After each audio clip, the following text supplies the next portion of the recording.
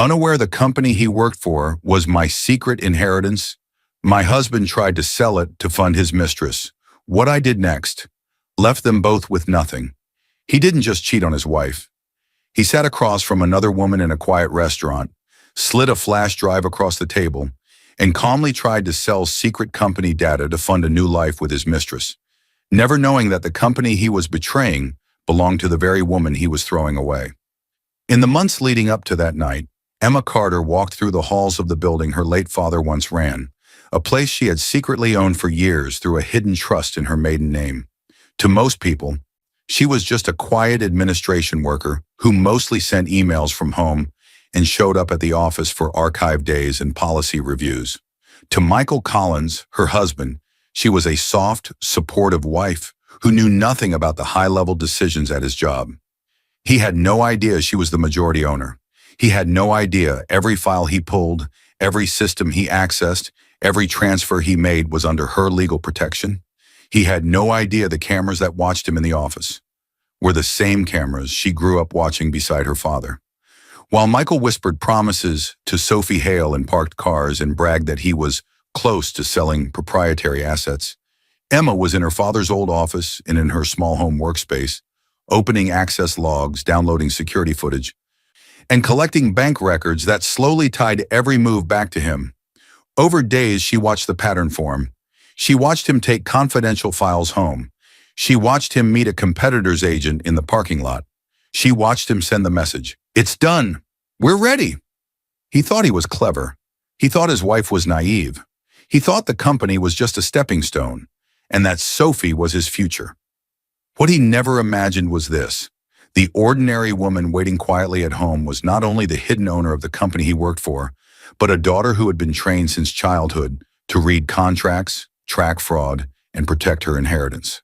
She had already gathered every email, every access log, every transfer, and every second of footage she needed. Not just to protect herself, but to make sure when he finally walked into that evaluation meeting, he would be the only one who didn't know what was really happening. Emma didn't raise her voice. She didn't rush. She simply stepped out of the shadows, one document at a time. Dear viewers, thank you for being here. If you watch without subscribing, it's like letting Emma's quiet strength be ignored while loud liars run free. When you click that button, you stand with every person betrayed by the one they trusted most, every heir defending their legacy, and every calm soul planning a comeback in silence. Please subscribe now. And in the comments, tell me where you're watching from. The hallway was too quiet, too still, too heavy. Emma Carter, early 30s, paused at the doorway of her late father's office, as if the air itself pushed against her. Her hand trembled against the frame. Her breath caught halfway in her chest, and for a moment, she couldn't move. It felt like stepping into a sealed vault of memories, one she wasn't sure she was ready to open. She was supposed to be here for something practical. A quiet day reviewing old contracts and policy files ahead of an upcoming audit. Just administration work, like always. That was the story everyone knew. Then she stepped inside. The room had not changed since the day her father passed. His polished wooden desk still faced the broad window. His old fountain pen still rested exactly where he left it. The shelves were lined with binders labeled in his perfect handwriting. And there, centered on the front of the desk, was the brass nameplate with his initials. J.C. Emma reached out. Her fingers brushed the cold metal. And the moment her skin touched it, a ripple of memory hit her. Emma, at 9 years old, tiny legs dangling from the office chair. Her father, James Carter, tall and warm-eyed, leaned beside her. Papers towered behind him, but he looked at her with all the time in the world. "Quiet power is the strongest kind," he told her. "One day this place will be yours. Protect it." Young Emma had nodded, not fully understanding, but trusting him completely. He placed a hand on her small shoulder, steady and sure, as if he was handing her the world. Back to present. Emma took a shaky breath. She was the quiet power now, but almost no one knew that, except the company lawyer and 2 long-retired employees who had served her father until the end. Over time, one of those men passed away, and a single trusted IT head was quietly added to the circle, only as much as he needed to know to protect the trust. because her father had not given the company to her the usual way. He had placed it in a trust under her maiden name, Emma Carter, and made her promise to reveal her ownership only when she felt safe, emotionally, mentally, and personally. He feared that announcing a young daughter as the heir would attract people who wanted her trust fund, not her heart. For years, she honored him by keeping her identity hidden. She worked remotely in administration, answering emails, reviewing reports, and signing forms under a neutral title. On the system, she looked like a mid-level remote administrator who handled documentation and compliance. To her coworkers, she was ordinary, quiet, efficient.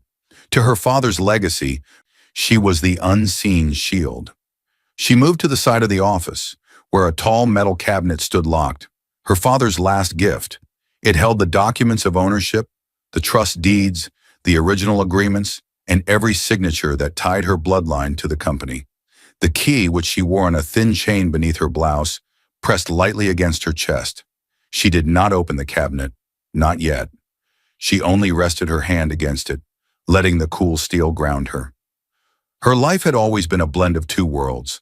The world she inherited, old papers, quiet rooms, her father's teachings. The world she married into, Michael's ambition, his charm, his easy confidence. Emma loved simply, lived simply, trusted simply, maybe too simply. She walked to the side table where an old security monitor sat.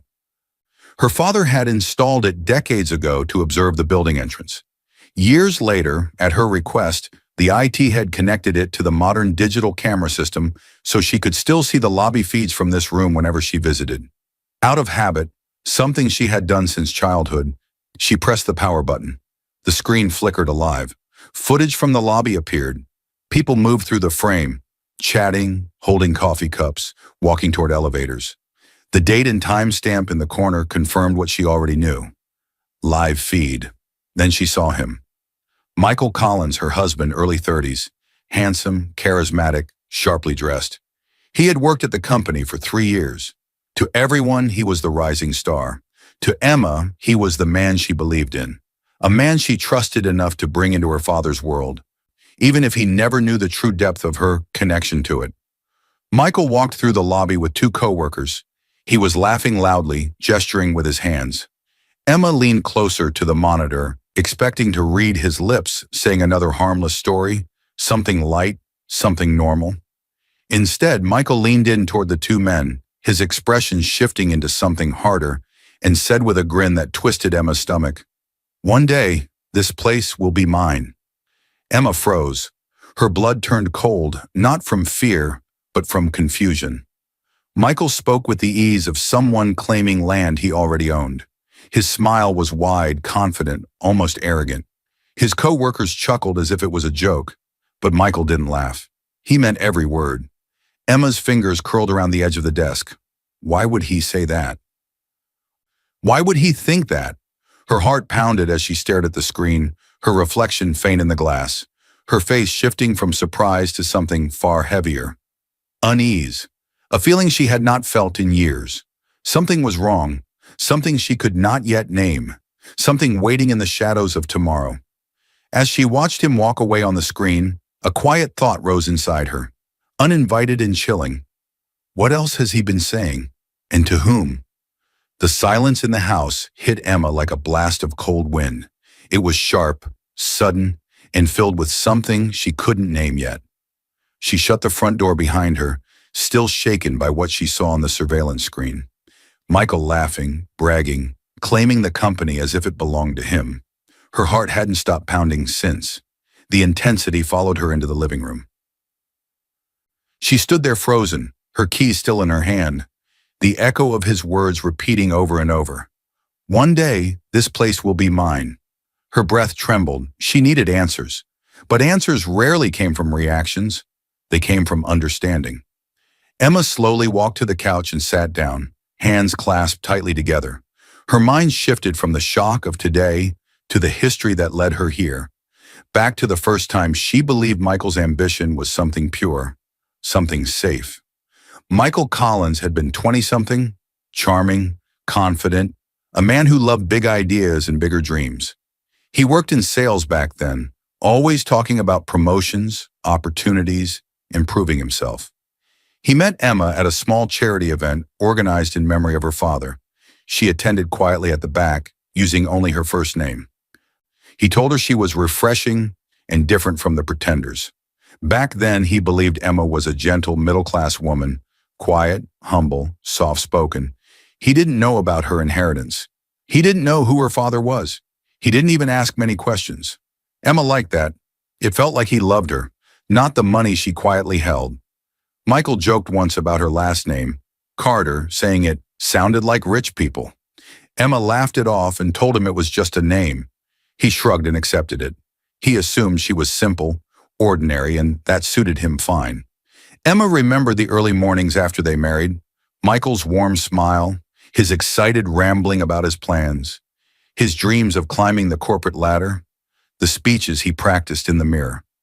She had supported him fully, believing his drive came from wanting a shared future. It made her proud in a way, but now, after the surveillance footage, those memories felt like soft fabric being pulled apart, thread by thread. Back to present. Emma sat straighter, staring at the wedding photo on the shelf. In it, Michael held her too tightly, almost gripping her. Back then, she thought it was passion. Now she wondered if it was possession. That thought led to another memory. Subtle hints she had ignored. Michael making jokes about their bosses being clueless old men. Michael mentioning a coworker who married up and gained power through his wife's family. Michael brushing off any mention of her father with, "He seemed fine. Why talk about the past?" Michael repeatedly asking about long-term benefits and who has real control around here. At the time, she took these as harmless, maybe even ambitious jokes, but now they felt like little pieces of a larger picture, one she had never looked at closely enough. She rubbed her wrist absently, grounding herself. Michael had changed in the last year. He was often busy, always stepping outside to take calls, constantly checking emails during dinner, brushing her off with charming smiles that didn't reach his eyes. He still kissed her forehead in the mornings, still asked about her day, still acted like a caring husband. But something underneath was different, something distant, something cold. She remembered overhearing him once telling a coworker, "I'll get my shot. People just need to realize I'm the future." At the time, she thought he meant a promotion. Now she wondered if he meant something else entirely. Emma stood and walked into the kitchen. The tension in her chest wouldn't leave. She felt like she had stepped into the middle of a story she didn't know she was part of. Just as she set a glass down on the counter, the front door opened. Michael walked in, loosening his tie. He looked tired but put on a smile when he saw her, as if flipping a switch. "Hey, Em," he said, voice warm, too practiced. "Long day?" She nodded. "You could say that." Michael kissed her cheek lightly, already pulling out his phone. Scrolling quickly, thumb moving with urgency he tried to hide. His lock screen lit up without asking for a code. He had turned off the automatic lock months ago, saying it was annoying at home. Emma watched him carefully. He didn't notice. Then it happened. His phone buzzed, sharp, impatient. The screen lit up in his hand. Emma's eyes flicked to it instinctively, only for a second. A message preview glowed on the screen. "When are you getting the money? I'm tired of waiting." The floor beneath her seemed to tilt. Michael locked his phone fast. Too fast. He didn't look at her. Emma's heart thudded once. Heavy, warning. Something was slipping out of the shadows, and she could feel it coming. Emma turned away, her mind racing, already knowing this message was not random. Someone was counting on Michael, and she was about to find out what he was really doing at work. Michael burst through the glass doors of the office building the next morning with a rush of energy that felt almost aggressive. His voice carried across the lobby as he spoke loudly to a coworker walking beside him. Anyone watching him would think he owned the place. His stride was bold. His smile was sharp. His confidence was louder than the footsteps that echoed around him. He wasn't just walking to work. He was marching towards something. But Emma, watching the morning unfold from a split-screen security feed in her small home office, felt a different rush entirely. Fear. The message she saw last night had not left her mind. "When are you getting the money? I'm tired of waiting." It kept replaying like a warning she could not escape. Years ago, with the help of the trusted IT head, she'd been given a secure remote login to the building's camera system under a generic admin profile. Necessary, they said, for trust oversight and off-site policy review. It was a quiet arrangement, buried in technical paperwork. Now, watching Michael from a distance, she felt the pieces shifting. The intensity eased into reflection. She remembered when Michael first got this job 3 years ago. He was grateful, nervous, excited. He talked about starting from the bottom and earning respect the right way. Emma supported him, helped him review presentations, packed his lunches, encouraged him. She thought she was watching her husband grow into his own strength, but what she saw now wasn't growth. It was hunger. Dangerous, sharp-edged hunger. On the screen, Michael leaned against the reception desk, laughing with his co-worker Mark Dawson, a man in his mid-30s who worked in finance. Mark was friendly, easygoing, and respected by many. Michael lowered his voice, but still spoke with enough confidence for anyone nearby to hear. The lobby cameras had audio. "Big change is coming," Michael said, tapping the desk. "This place will look very different soon." "Trust me." Mark raised a brow. "Promotion coming your way?" Michael smirked. "Something better." Emma's heart tightened. She knew that tone. It was the same tone he used when he bragged in the lobby days ago. Michael moved down the hall toward his office. Emma clicked through the camera list until she landed on the small copy room feed. She watched as he checked the hallway, then opened a confidential file drawer. He took out several folders, client profiles, internal strategy papers, information that belonged to teams he didn't directly work with. His badge technically allowed access because of a role expansion Emma herself had once recommended, but he had no legitimate reason to pull those specific documents today. He pulled out his phone. He snapped pictures of the documents, quick, precise, practiced. Logic tightener. But he never touched the physical cabinet containing ownership documents because he didn't know it existed. And in the digital system, that section was fully restricted under a separate Carter Trust layer. No matter how ambitious he was, he didn't have the clearance to find what Emma held. This wasn't an attempt to claim title. This was something else. Something he thought he could use to gain leverage or money fast. Emma swallowed hard. Her father's voice drifted back to her like a cold wind. James Carter sat across from her in the office years ago. "Never assume proximity means loyalty," he warned gently. "Keep your eyes open. Sometimes the closest person is the first to want more." At the time, she thought he meant business partners. She never imagined the warning might include her own husband. On the screen, Michael slipped the documents into his bag and left the room, but Emma kept watching. Later that afternoon, Michael walked out of the building during lunch. Emma switched to an exterior camera feed. He crossed the parking lot with quick, focused steps. A black sedan sat parked near the far end. Inside, a woman waited. Emma felt her breath catch. The woman was Sophie Hale, mid-20s, stylish, confident. The same name she suspected had been behind the late-night messages. Sophie opened the passenger door, and Michael slid in beside her. He didn't hesitate. He didn't look around nervously. He moved like someone who had done this before. He kissed her hand. Emma felt as if someone pressed a hand hard against her chest. The betrayal wasn't loud. It was quiet, intimate, practiced. Their lips moved in conversation. But the camera could not pick up sound inside the car. Still, Sophie's gestures were sharp, demanding. Michael's expression tightened with frustration and impatience, then shifted into determination, almost certainty. They spoke for several minutes until Sophie passed him a thick envelope. He opened it. Papers inside. He skimmed fast, eyes widening slightly. Emma leaned closer to the screen without realizing it. Then Sophie tapped her fingers twice on the steering wheel. A subtle signal. A man stepped from behind the sedan, middle-aged, suit jacket, dark briefcase. Emma recognized him, Leon Price, a representative from a competitor company her father never trusted. Her pulse hammered. She'd heard his name more than once in old board minutes. Michael shook Leon's hand. Leon pushed a folder across the seat toward him. Discreet. Emma couldn't hear the words, but she didn't need to.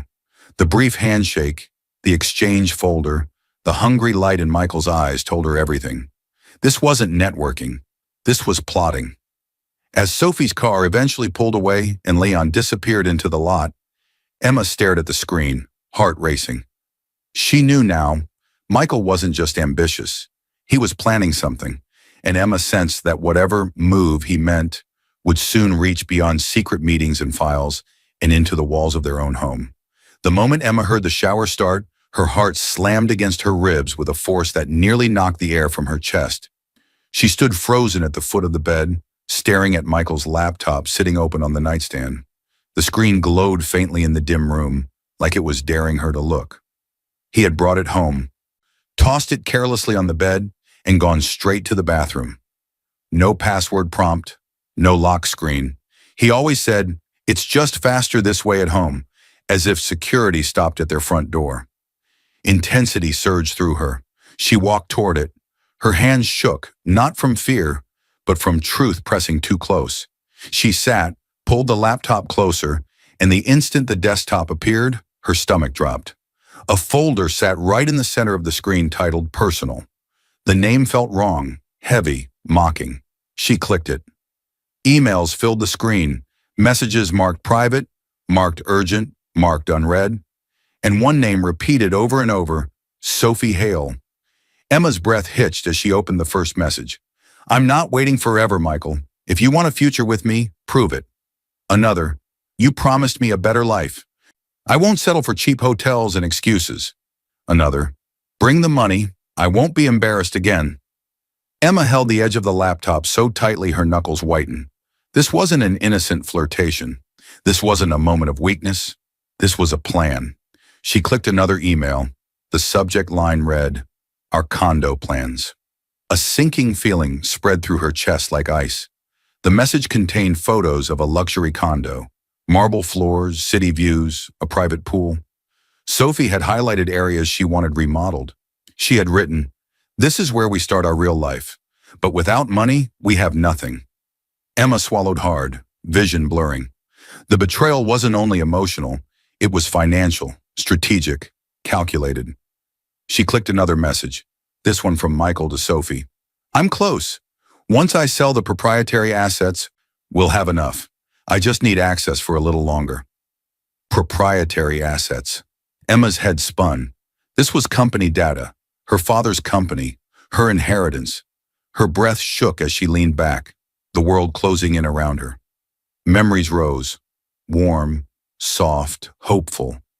A flashback hit her like a knife twisting slowly. Michael held her hands and smiled at her with the sincerity of a man who looked like he meant it. "I'll build us a future," he whispered. "I'd never betray you." She believed him, completely, fully, with her entire heart. Back then, she didn't know betrayal doesn't arrive loudly.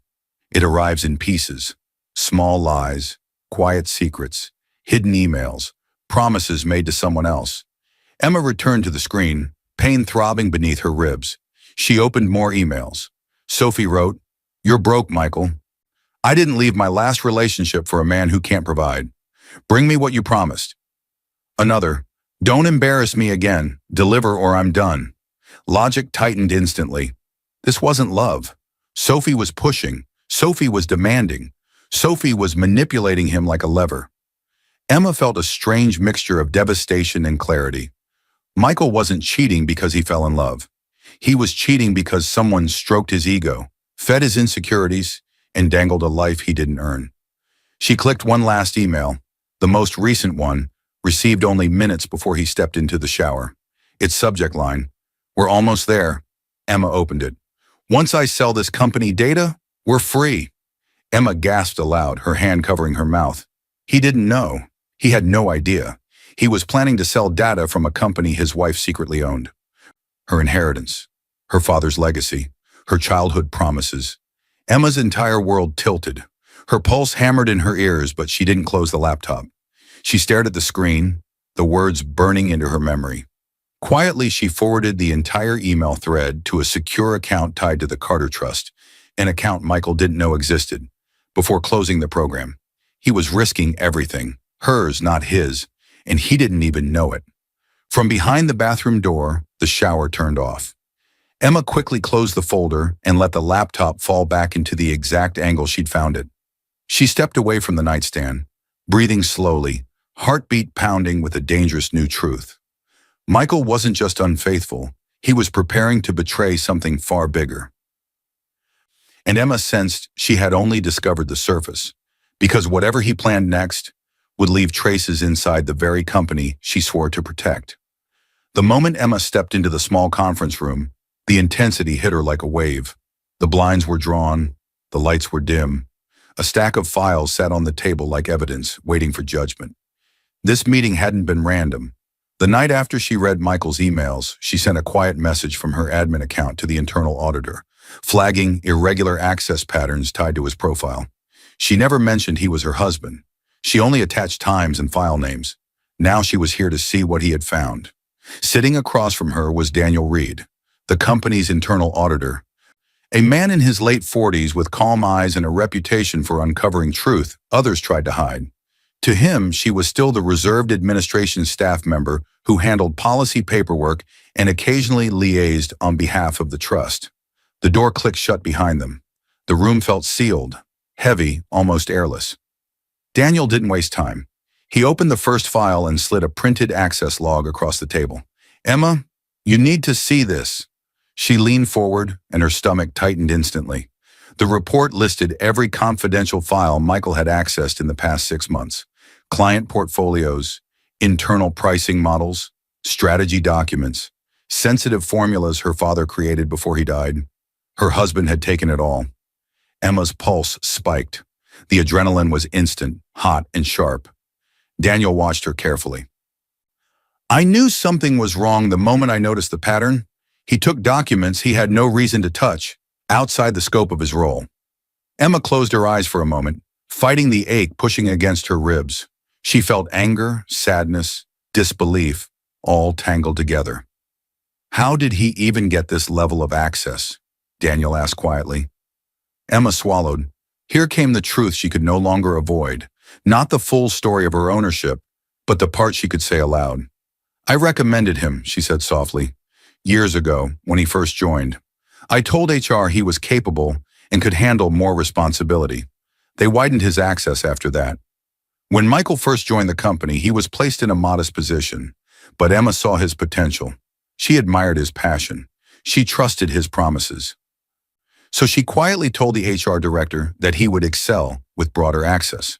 Her voice wavered as she whispered, "I gave him the chance. I pushed for him to have what he needed to grow. And now he was using it to betray her, without even knowing how deep that betrayal went." Her heart twisted painfully. Daniel pulled out another file, a folder marked Private Acquisition Opportunity. He opened it, showing emails Michael drafted to a competing firm.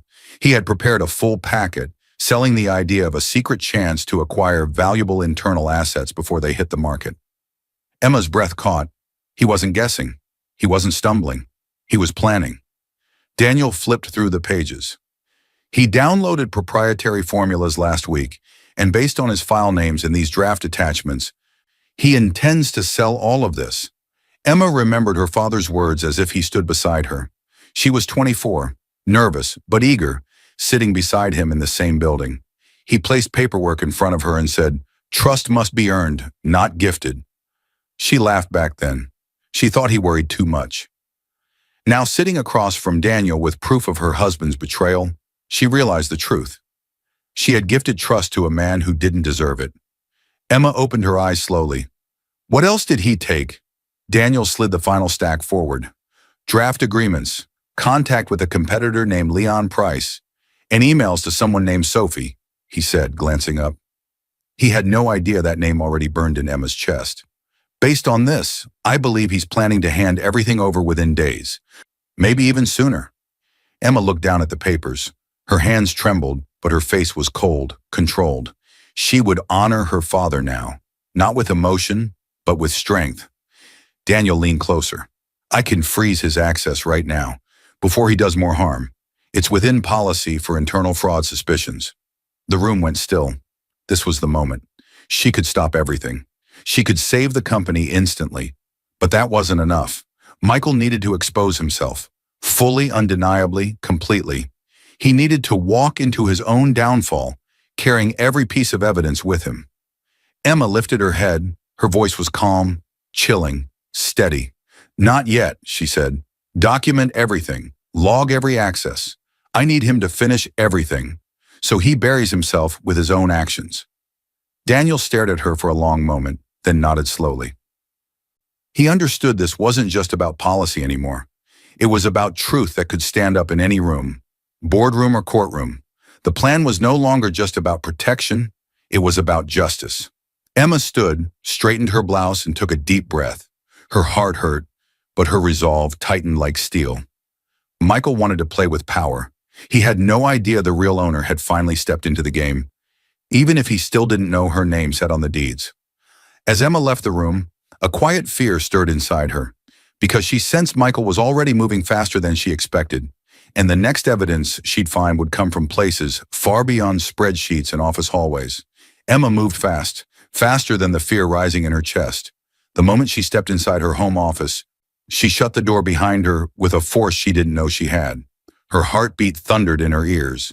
Every image from the last few days flashed before her eyes. Michael taking confidential files, meeting Sophie in the car, shaking hands with Leon, preparing documents for a secret sale, and the email where he wrote, "Once I sell this company data, we're free." She dropped into her chair, opened her laptop, and began working with an intensity that felt almost electric. This was war, a quiet one, silent, precise, and powerful. She opened the folder she created moments earlier. Evidence. Her hands moved quickly, steady despite everything. She pulled up the secure Carter Trust email account and opened the copies of Michael's messages she had forwarded from his laptop. She saved each email and attachment into organized subfolders: emails, Sophie, draft deals, competitor, condo plans. Then she logged into the company's secure admin system using the credentials only a few people knew she had. She downloaded the access logs Daniel had sent earlier, saving them alongside the emails. She clipped CCTV footage showing Michael handing documents to Sophie, another showing him meeting Leon in the parking lot. Each file labeled with the exact date and time. Every piece of betrayal had become data. Every lie had a record now, and Emma was the keeper of all of it. As she gathered proof, her mind drifted into a memory. Soft at first, then sharp. Emma sat at her father's desk when she was 19, her hair tied back, papers spread around her. Her father, patient and calm, leaned over her shoulder. "Never rush through a contract," he said gently. "People hide harm in small lines." She had asked him why he wanted her to learn all this so young. His answer returned to her now with painful clarity. "Because one day someone will try to take what belongs to you, and you must know how to fight quietly." Emma blinked, returning to the present. She now understood exactly what he meant. She wasn't just protecting a company, she was protecting a promise. She clicked into her online banking app next, one she and Michael had shared access to for years. There were their joint accounts, and below, a list of linked profiles for convenience, where he'd once added his personal account so they could transfer money easily. She opened his. Hidden transfers from Michael's account to Sophie every week. Thousands, sometimes more. Some had vague descriptions: consulting, personal expense, reimbursement. Others had no description at all. Another blow, another truth. Her chest tightened, but she kept going. Next, she opened the CCTV logs again through the remote system. She found clear footage of Michael meeting Leon Price in the parking lot. Leon handing him a folder under the table. Michael whispering something with a greedy smile. She clipped the video and saved it with the rest. Every piece connected, every action painted the full picture. Michael wasn't being forced into this. Michael wasn't a confused man in over his head. Michael was willingly betraying her, betraying the company, betraying everything her father built.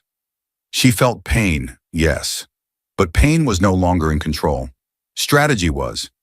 She reached for her phone and dialed a number she hadn't used in months. The call rang twice. A calm voice answered. "Emma?" It was Mr. Gray, the company's longtime lawyer, a man her father trusted deeply, and a man who always promised to watch over her, even after James Carter passed away. Mr. Gray was in his early 60s, experienced, sharp-eyed, loyal to the Carter legacy. "I need a private meeting," Emma said. Her voice was steady now, cold. He didn't ask questions. "Come in." She gathered her files, then reached out to two more people quietly. Mrs. Whitford, a retired employee her father trusted, known for her honesty and long memory of how things used to be. Ethan Moore, the IT head who helped keep her ownership a secret for years and who had wired the old monitor and set up her remote access. Within hours, they were seated together in a small office inside the building her father once ruled. They looked at Emma the way her father once did, with respect. Emma placed the evidence on the table. Mr. Gray reviewed everything slowly. His expression darkened with every page, every screenshot, every transfer record. Mrs. Whitford shook her head, whispering, "Your father would be heartbroken." Ethan frowned, pulling up backup system logs on his laptop to verify timestamps and confirm there was no doubt about who accessed what and when. All three of them stood behind her silently, loyal to her legacy, loyal to the truth. After a long pause, Mr. Gray looked up. "Emma, this is bad," he said. "Michael is setting himself up for a criminal offense. Once he attempts the sale, once he actually transfers this data for money, he commits corporate fraud. That's the line." He leaned forward, voice low but firm. "If you want justice, the timing must be perfect." Emma's eyes hardened, cold and focused. "Then we wait," she said quietly. "We watch every move. Ethan, log everything. Mr. Gray, be ready the second he crosses that line." Her father once taught her that the strongest power is silent power. Now she understood why. As Emma stood to leave, a chill ran through her, because something told her Michael was about to take his next step sooner than she expected, and it would happen far away from offices and corridors. The moment Emma stepped into the restaurant parking lot, intensity hit her like a punch to the chest. Her breath caught, her hands trembled, and her heart raced with a force that felt almost violent. She stood hidden behind a row of cars, eyes locked on the glass windows of the small private restaurant where Michael and Sophie were meeting. She knew what she was about to witness. She knew it would hurt, but she also knew she had to see it with her own eyes. Earlier that day, Ethan had quietly forwarded her a copy of Michael's calendar entry. Lunch, client discussion. The location matched the restaurant in front of her. No client name, no company label, just a vague note. Now she knew why. Inside, Michael sat across from Sophie Hale, the woman who had been pulling him deeper and deeper into betrayal. Sophie, mid-20s, elegant, polished and sharp-tongued, leaned back in her chair with the confidence of someone who believed she controlled everything. Through the window, Emma could see Sophie's lips move quickly, her expression annoyed, impatient. Michael sat stiffly, trying to keep his composure, but Emma could read the tension in his shoulders. He looked stressed, exhausted, desperate. Emma pressed closer, her pulse thundering. The restaurant window was cracked open at the top to let air in, and every few words slipped through the small gap. Inside, Sophie leaned forward, voice rising, just enough for Emma to catch pieces through the glass. "You told me you were close," Sophie snapped, her chin tilted with arrogance. "When will you sell those files?" "I won't wait forever, Michael. I left everything for you. Don't make me regret it." Sophie's tone was sharp, cutting, filled with superiority. Michael flinched slightly but tried to hide it. He reached into his jacket. Emma's chest tightened. He pulled out a small flash drive. Silver, plain, familiar. Sophie's eyes widened with excitement, her anger disappearing instantly. Emma's breath seized. That drive contained her father's work, his legacy, years of strategy, formulas, confidential material that took a lifetime to build. Michael placed the flash drive on the table with a quiet, almost proud motion.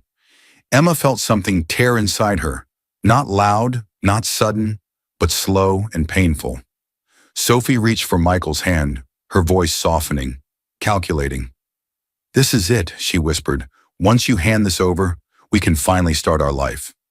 Michael nodded, his jaw tight, eyes shining with a need to please her. Emma forced herself to focus, to breathe, to remember why she was here. She wasn't here for tears or rage. She was here for truth, and the truth was right in front of her. As Michael and Sophie stood to leave, Emma stepped back into the shadows. She expected them to walk out holding hands, maybe whispering promises to each other. But what she saw instead nearly brought her to her knees. Sophie lifted her wrist to brush her hair back. A bracelet glimmered on her arm, delicate gold engraved on the inside with two letters Emma knew by heart. E and M, Emma's gift. A gift she had given Michael on their second anniversary, their initials joined together. Her breath left her body in one painful exhale. Michael had told her he lost that bracelet months ago. He even pretended to search the house for it, checking under cushions and in drawers. But he didn't lose it. He gave it away. Another lie. Another sign she ignored. Another piece of her marriage ripped away. Her eyes stung, but she didn't cry. Not now. She watched them walk toward the parking lot. Sophie laughed loudly, tossing her head back, bracelet sparkling under the streetlights. Michael smiled, forced but eager, as if her approval was oxygen he couldn't live without. Emma gripped her phone in her pocket. She felt her strength harden. She needed to remember this moment, not for pain, but for clarity. Her husband didn't love her. He loved the idea of being someone powerful, someone desired, someone admired. Sophie fed that hunger. He followed it blindly. Emma stayed hidden as they reached Sophie's car. She couldn't hear their words anymore, but their body language did all the talking. Sophie leaned in close, whispering something into Michael's ear. He nodded, determination flickering in his eyes. Then Michael stepped back, pulled out his work phone, the one issued by the company, and typed quickly. Emma's instincts screamed. Her heart pounded in warning. A second later, her phone buzzed, a notification from a monitoring alert Ethan had quietly set up earlier that afternoon. Any outgoing message from Michael's company device to specific flagged contacts or competitor domains would trigger it. New flagged message sent from user, M. Collins, the alert read. Emma opened the notification. The automated copy of the message displayed on her screen. It's done. We're ready. Emma's breath froze. Ready for what? Ready to betray everything? Ready to hand over her father's legacy? The trap she created with Mr. Gray and Ethan was now fully set, and Michael had walked straight into it. As Sophie's car drove away, Emma felt a chilling certainty. The next move Michael made would drag him straight into a room he thought he wanted, not knowing it had already been prepared as his downfall. Michael stormed through the hallway with the confidence of a man convinced the world finally recognized his worth. His shoulders were squared, his stride sharp, his face set with a smug smile.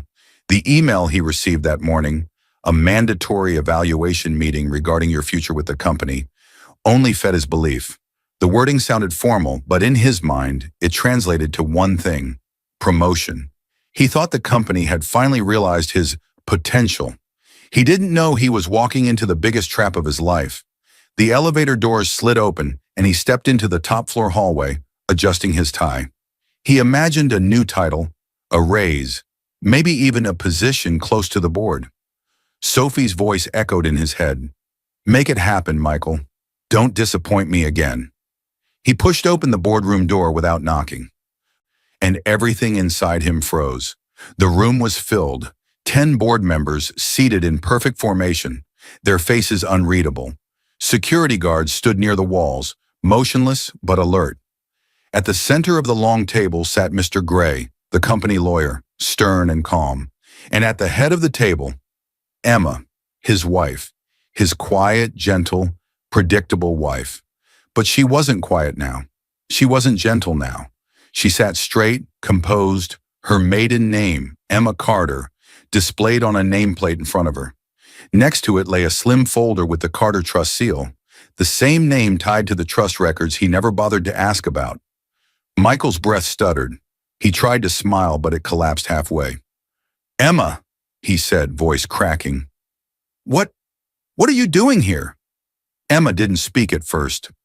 She simply slid a signed document across the table toward the center. At the top, in bold letters, majority ownership confirmation. Carter Trust. One of the board members turned it slightly so Michael could see. Michael stared, confusion twisting into horror. You, he whispered, you own the company? Emma lifted her gaze slowly, meeting his eyes with calm, controlled power. I inherited it, she said. It has always been mine. The words hit him like a blow. He stumbled back a step, mouth open, searching for an explanation that didn't exist. He had spent months trying to sell data from a company that belonged to his own wife. The silence was heavy, cold, punishing. Michael tried again. Emma, I didn't know. I swear, Mr. Gray cut him off, sliding a thick packet across the table toward him. This, the lawyer said, is everything you've done in the last 6 months. Michael's shaking hands opened the folder.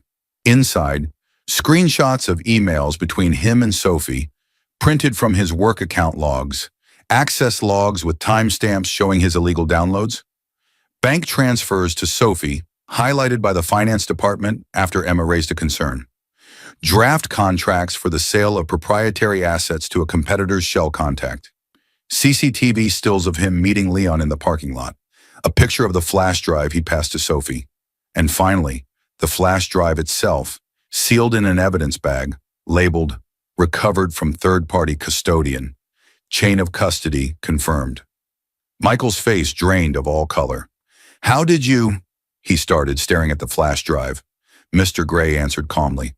Our security team, with assistance from legal, confronted Monsieur Hale after receiving notice of your flagged message and your meeting location. Under the threat of legal action, she surrendered the drive. The data was verified as company property within hours. Michael swallowed, speechless. No, he whispered, staring at the photos, the documents, the undeniable proof. This isn't what it looks like. I wasn't going to... But the lies collapsed in his throat. Everything was in front of him. Every secret, every betrayal, every reckless step he took. He sank into the nearest chair, burying his face in his hands.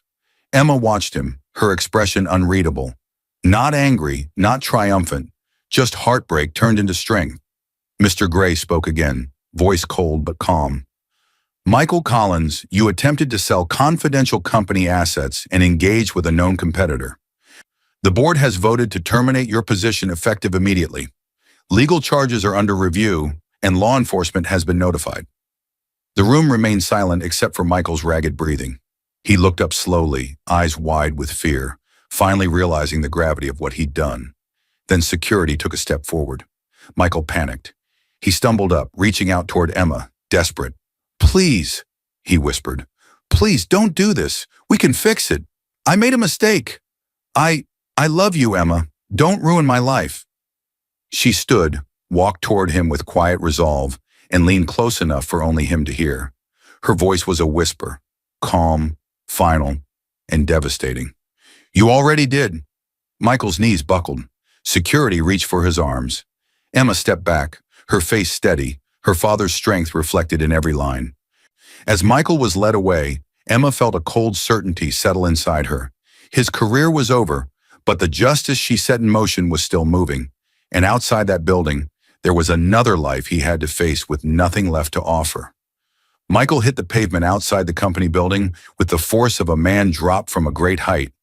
Security didn't shove him. They didn't need to. The humiliation itself was already pushing him down. His ID badge lay on the ground beside him after being cut cleanly from his neck. The guards stood like silent statues behind him, waiting until he finally dragged himself upright. The doors locked behind him with a loud electronic click. Intensity crashed over him. His job gone. His access gone. His future gone. Everything he built, everything he bragged about, everything he believed he deserved vanished in seconds. Michael's hands shook as he tried the doors again. They didn't budge. His access had been shut off instantly, completely, without mercy. He stared through the glass, hoping someone might look at him with pity. No one did. Employees moved past with a mix of confusion, disgust, or avoidance. The world he once felt entitled to now rejected him entirely. He stumbled to a bench on the sidewalk, mind spinning. He grabbed his phone, his last remaining lifeline, and opened his banking app. Error message, then another. Account temporarily restricted. Please contact your bank's fraud department. He tried his credit card app. Same result, every account, every card, every emergency fund. Frozen after the company's legal department filed a suspected corporate fraud report and flagged his activity to the bank earlier that day. Michael's breath cracked in his chest. No, no, no, no! He tried calling the competitor contact, Leon Price. Straight to voicemail. No callback. Leon was cutting ties. Fast. He dialed Sophie next. Ring. Ring. Ring. Finally, she answered, breathless. What do you want, Michael? It's bad, he whispered. They fired me. Emma, I didn't know. She owns everything. I'm under investigation. I need you. Please. Sophie sighed, long and irritated. So you're of no use now? Sophie, please, you said we'd... A male voice spoke in the background near her. Michael froze. Sophie lowered her voice. Listen, Michael, I didn't sign up to babysit a failure. Sophie, click. She hung up. A second later, blocked. Just like that. Michael stared at his phone in disbelief. The woman he risked everything for. The woman he betrayed his wife for. The woman he imagined a future with. Gone. Slow, cold silence wrapped around him. The betrayal hit him harder than the boardroom confrontation. Sophie had used him. She never cared for him at all. His breath turned shaky. His pride cracked. His desperation grew. He had no job, no money, no partner, no plan. Only one place left to go. He walked to the house he once shared with Emma, every step heavy, dragging humiliation behind him like a chain. The lights were on, warm, peaceful. Everything he destroyed still looked perfectly intact without him. He raised his hand and knocked. The door opened. Emma stood there, calm, steady, eyes unreadable. She looked stronger than he remembered, like someone who had finally stepped into the truth of who she was. Michael dropped to his knees right there on the porch. Emma, please, I'm begging you. I've lost everything. His voice cracked, raw. She pressured me. Sophie, she used me. She lied. I didn't mean for this to go so far. Please, Emma, help me. Tears streamed down his face, not from love, but from fear. Fear of losing the last person who ever believed in him. Emma didn't move. She didn't kneel beside him or tell him she forgave him. She simply reached inside the door frame and pulled out a large envelope. She held it out. He blinked. What is this? Her voice was soft, controlled. Your divorce papers. Michael's shoulders fell. No. Emma, please, please, don't do this. I have nothing left. Emma looked at him with a quiet sadness. Not pity, not anger, just truth. You chose that, she said. Then she closed the door. The soft click echoed louder than any shout. Michael remained kneeling, trembling, gripping the envelope like it was a lifeline he wasn't ready to open. He didn't stand. He didn't leave. He didn't breathe properly. His phone buzzed in his pocket. He pulled it out with shaking hands. A notification appeared from an unknown number. Notice: you are under investigation for attempted corporate fraud. A formal interview will be scheduled. Please await further instructions from the authorities or legal representatives. Michael's breath shattered. His nightmare was only beginning. Inside the house, Emma stood still, knowing the storm outside her door wasn't finished. But for the first time, she felt that justice and freedom were finally on her side, and there was one last part of her old life she needed to put away. Emma pushed open the door to her father's old office with a force that shook the frame. The intensity hit instantly, her heart racing, her breath sharp, her eyes burning with the weight of everything that had happened. The room seemed to greet her with silence, heavy but welcoming, like it had been waiting for this moment. She stepped inside. The air felt different now, not painful, not uncertain, but full of something steady, something right. She walked toward the wooden desk she grew up sitting beside, the same desk where her father built his dreams and taught her his truths. Her fingers trembled slightly as she opened the top drawer of the locked cabinet. Inside lay the documents that tied her to this place: trust papers, inheritance files, signatures in her father's handwriting. They no longer felt like secrets. They felt like home. She reached into her pocket and pulled out her wedding ring. The gold band was cold in her palm. Once it symbolized love, devotion, a future she believed in. Now it symbolized chains she had already broken. With a steady breath, Emma placed the ring gently into the cabinet next to the trust papers. It landed with a soft metallic sound. Quiet, final, powerful. Closure. She locked the cabinet and stood tall. Moments later, she entered the boardroom, where the board of directors waited. Their faces held respect now, not confusion or doubt. They rose when she entered. Mr. Gray, the company lawyer, nodded to her with pride. "Welcome, Ms. Carter. As the rightful owner, the floor is yours." Emma stepped forward, shoulders straight, voice calm. "Thank you." She didn't need to explain who she was anymore. They already knew. They had seen the evidence. They had watched her stand firm. After the meeting, she walked the halls of the company with a confidence she hadn't allowed herself to feel for years. No more hiding her identity. No more shrinking herself to protect others. She walked beside employees who now looked at her with admiration and trust. Her steps echoed with purpose. As she reached her father's portrait near the entrance, a memory washed over her, soft and warm. She was 18, nervous about the future, fear written across her face. Her father cupped her cheek and whispered, "When you're ready, you'll lead." Standing there now, looking at his picture, she whispered back, "I'm ready." She turned toward the glass doors, sunlight spilling into the lobby, lighting her path like a promise. And as she stepped outside, the final truth rose inside her, steady, strong, and free. "I didn't destroy them," she said quietly. "They destroyed themselves. I simply stepped out of their way." Fade out. I hope you enjoyed watching it as much as I enjoyed creating it. Like, share, and comment on the lessons you've learned. Let me know where you're watching from in the comments below. See you in my next video. Unaware his wife was a secret CEO about to close an $847 million deal, husband called her useless and fat in front of 200 guests and walked out with his mistress. What she did next crushed him. He didn't just insult her, he did it under the blinding lights of a crowded award ceremony, with 200 people watching, cameras flashing, and a woman in a red dress smirking from across the room. Daniel Miller stepped up to the microphone, his chest proud, his smile wide, and looked directly at the wife who had stood beside him for years. Then he joked loudly, "My wife? She's basically useless, probably hiding near the buffet, eating again instead of helping." The room laughed. She didn't. At the front table, Claire Miller kept her shawl pulled tight around her soft, heavy body, trying to hold herself together as whispers spread like smoke. She wasn't dressed in luxury. She wasn't wearing diamonds. She didn't shine like the woman Daniel later walked out with.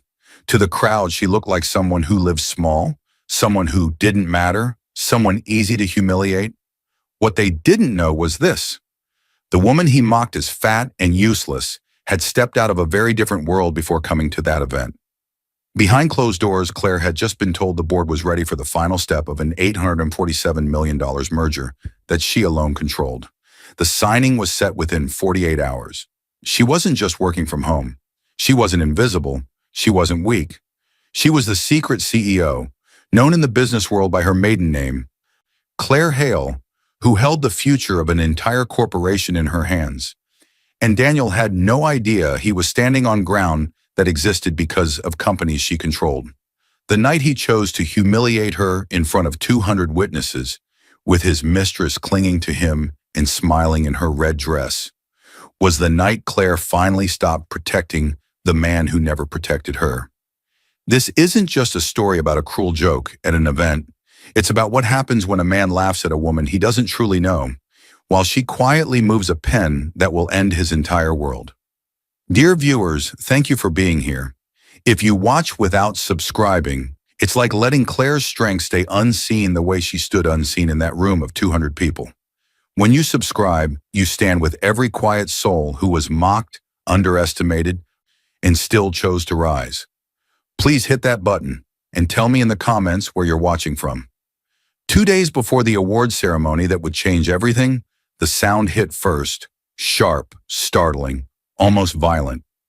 Claire Miller jolted upright, her breath catching in her throat as one of the phones inside her desk drawer buzzed furiously against the wood.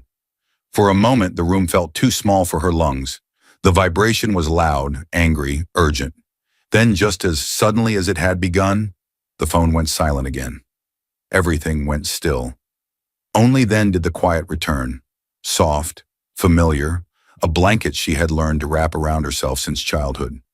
Claire, 34 years old, heavy-bodied with soft arms and a stomach that pushed gently against her blouse, let out a slow breath.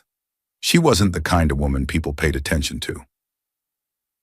Her round face, her thick hips, her quiet voice, all of it made her blend into backgrounds. She often looked like someone's older, tired sister instead of the powerful woman she really was. And she preferred it that way. Most believed she worked from home doing small online tasks. Even her husband believed that. But the truth beneath her silence stretched far deeper. She stood from her chair, moving slowly across her home office. Though she was overweight, her steps were measured and steady, almost graceful in a way most never noticed. She paused near the wall where a single frame note hung. "Silence is a weapon." Her mentor, Gregory Hale, had written that for her 11 years ago. Gregory was the first person who ever looked at her and saw more than a shy, self-conscious girl with a large body and downcast eyes. He saw sharp instincts, strategic thinking, and the ability to listen so deeply that people revealed things without knowing. The skill had saved her when nothing else had. A brief flash crossed her mind, a memory of her childhood. Claire at 7, sitting on the edge of a narrow bed in a foster home. Her small hands clutched a frayed blanket as the foster mother hissed, "Quiet girls survive. Quiet girls stay out of trouble." The house was loud, chaotic, unpredictable, and Claire learned early that noise invited danger. So she stayed silent. She watched. She learned people. That silence had become her armor. It was also the root of her greatest secret. She walked back to the desk and slid open the drawer. Inside were 3 phones, all on silent. One was a simple cracked smartphone, her ordinary phone, the one Daniel knew about. One was a black, encrypted device for her company's board and her lawyer. The third was a slim backup phone that her lawyer, Mark Thompson, had insisted she keep for emergencies, usually powered off. Ordinary Claire had no reason to have 3 phones, but CEO Claire did. Hidden behind the calm woman who looked like she worked simple jobs was a strategist who owned controlling shares in a tech firm, expanding faster than anyone knew. On contracts and legal documents, she was Claire Hale, using her mentor's last name. On mail at home, she was Claire Miller. Daniel never bothered to ask why some envelopes never had his surname. Claire had spent years building the company quietly, using her ability to read people and situations. She inherited nothing. She earned everything through intellect, patience, and an almost invisible presence. She never bragged. Never told Daniel, her husband, never told friends. She kept her power locked behind locked drawers, silent phones, and old survival habits that taught her secrets were safer than trust. But today felt different. Something in the vibration of that phone, short, sharp, frantic, carried weight. She picked up the black, encrypted device, the one used only for restricted communication with the board and Mark. Her reflection in the dark screen showed a woman with tired eyes and a soft, round jaw. A woman who looked gentle enough to be dismissed. A woman her husband often teased about her weight, calling her big, slow, careless with her body. He said these things as jokes, but jokes could bruise too. Her thumb hovered over the power button. For a moment, fear from her childhood whispered inside her. Stay quiet. Don't draw attention. Don't be seen. But she pressed the button anyway. The screen lit up. A single message glowed, bold and clear from the board's secure channel. Board needs your signature in 48 hours. Final merger step. Her heart thudded once. Heavy, full. The board, the merger, the deal worth more than she ever imagined possible. Everything she had worked for hidden behind years of silence. If Daniel ever found out, he would never let her walk in peace. He enjoyed control far too much. He liked her quiet, soft, and unseen. A quiet panic stirred inside her. But it wasn't fear. It was something awakening. Claire swallowed hard and set the phone down. She felt her pulse settle into something strong, steady, almost dangerous. She didn't look like someone who could shake the world, but the world was about to learn otherwise. She reached to close the drawer, but paused. Outside, she heard the faint sound of a car pulling into the driveway. Daniel returning home earlier than usual. His voice carried faintly through the walls, sharp and impatient, as always. Before Claire could react, the same secure phone lit up again in her hand. A new message flashed. this time with a name at the top that made her stomach tighten. From Mark Thompson. He cannot find out first. A chill ran through her. Whatever came next had already begun. The front door slammed so hard the wall shuddered. Claire Miller flinched, her soft, heavy body tightening with instinctive fear. Her hand hovered over the drawer where she had just hidden the phones. Her heart pounded against her ribs, deep, heavy, loud.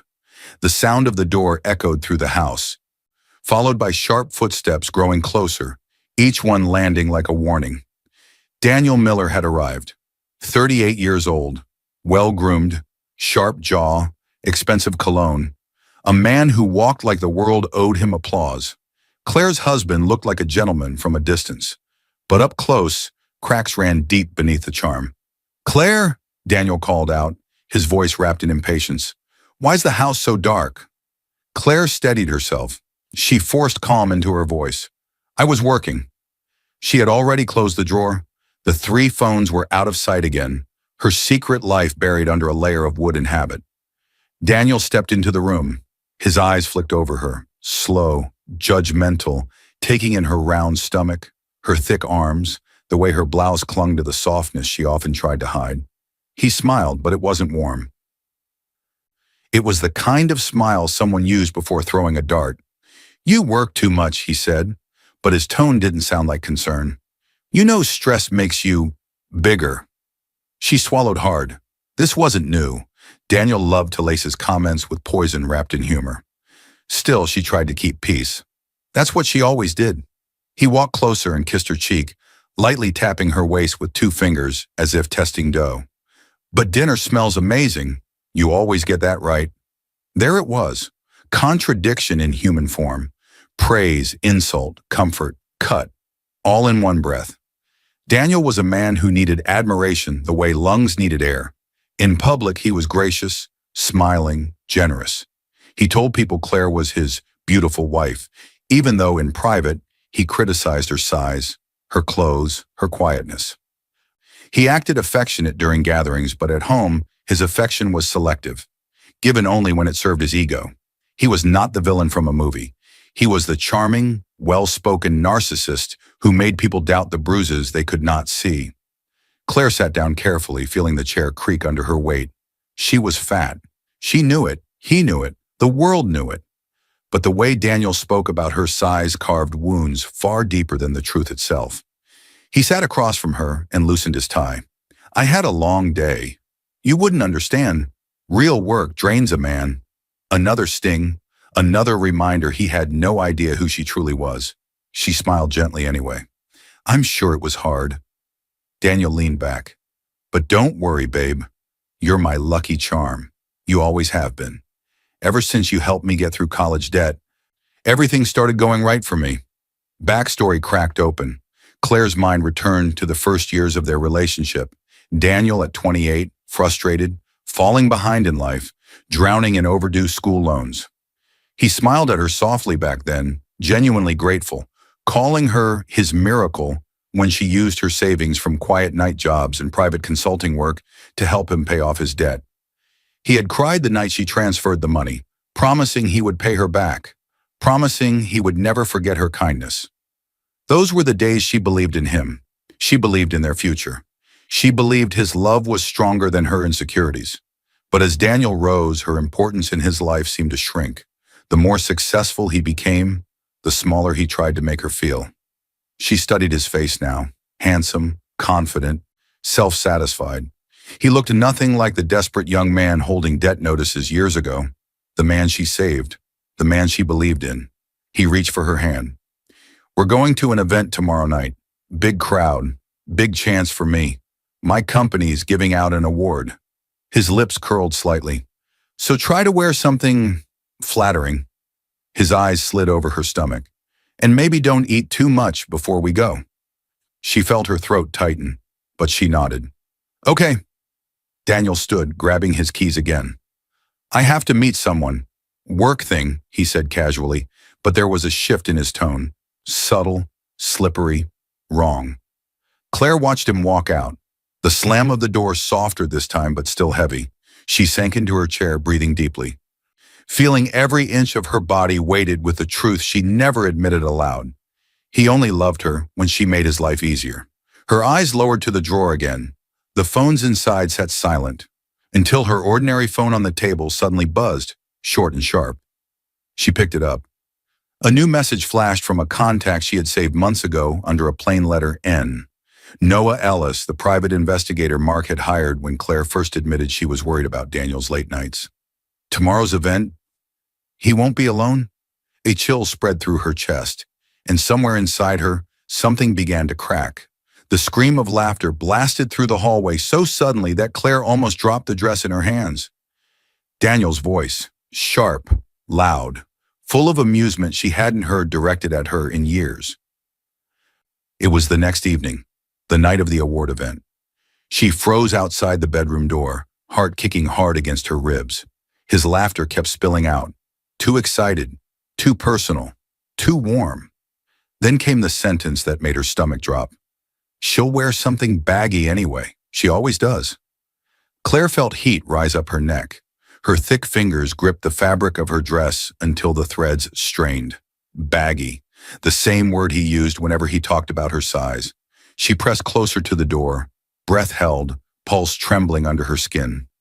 Daniel lowered his voice, but not enough to hide the tone, a tone he never used with her anymore. Trust me, he said, she won't stand out. She never does. Her chest tightened. Shame settled heavy, familiar, sitting on her shoulders like extra weight she didn't ask for. But something else slipped through the door. Another voice. A woman's. Soft, smooth, amused. A voice Claire did not recognize.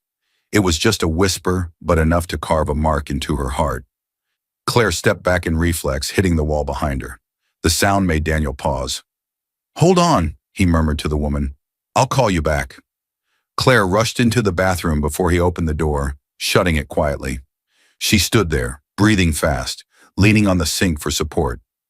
Her reflection stared back at her, round cheeks, soft chin, full arms, stomach pushing against her blouse.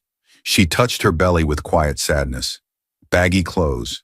Stay invisible. Stay small. Stay quiet. These rules had followed her since childhood, whispered by years of surviving in a home where silence was safety. But now, in her adult life, they were chains Daniel seemed determined to tighten.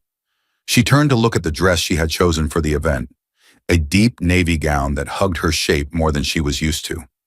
She had picked it with hope, thinking maybe she could try something new, something a little braver. But now doubt settled like fog.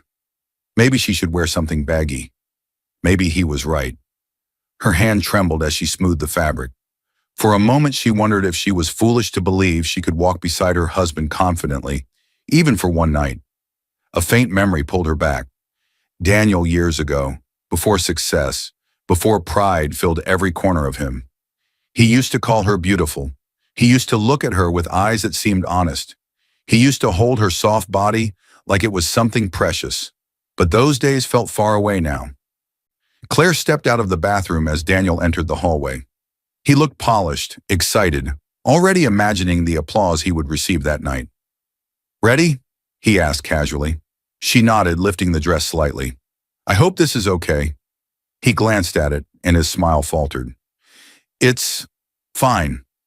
A pause. But maybe grab a shawl. You know how cameras are. She swallowed her hurt. Of course. Just like always, she pushed her feelings down. As she walked to the closet, she heard Daniel's phone vibrate. He looked at the screen and smiled, a soft, lingering smile he hadn't given her in years. He typed quickly, hiding the screen from her eyes. Claire saw the curve of his lips, and suddenly she knew. There was someone else, someone he laughed with, someone he wanted to impress. Someone who made him excited about the event in ways she no longer could. And Claire felt her heart fold inward, quietly, painfully. She picked up the shawl and followed him out of the room. But before she reached the door, her own phone buzzed in her hand. A new message, from N again. If you look closely tonight, you'll see her. Her breath hitched. Her? Claire's fingers tightened around the phone. Someone was warning her. And the night was only beginning. The applause hit like a sudden explosion. Loud, sharp, and overwhelming. Claire Miller stiffened as she stepped into the bright event hall beside her husband, Daniel. Hundreds of guests turned toward the entrance, clapping for him, cheering for him, admiring him. Not for her. The sound pressed against her like a heavy wall. She felt every pair of eyes sweeping past her round waist. Her soft arms, her full cheeks.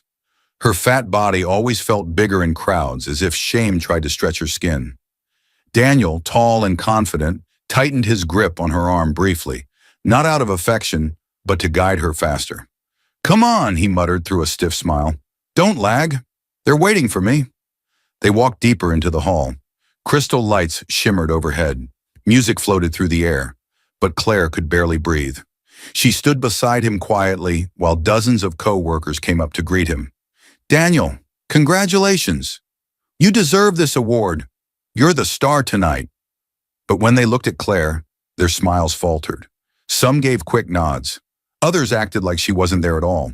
One woman even whispered to another, thinking Claire couldn't hear, "Is that his wife? She looks different than I imagined." Claire lowered her eyes. Just as she felt the familiar sting rising inside her chest, movement from across the room caught her attention. A woman in a red dress.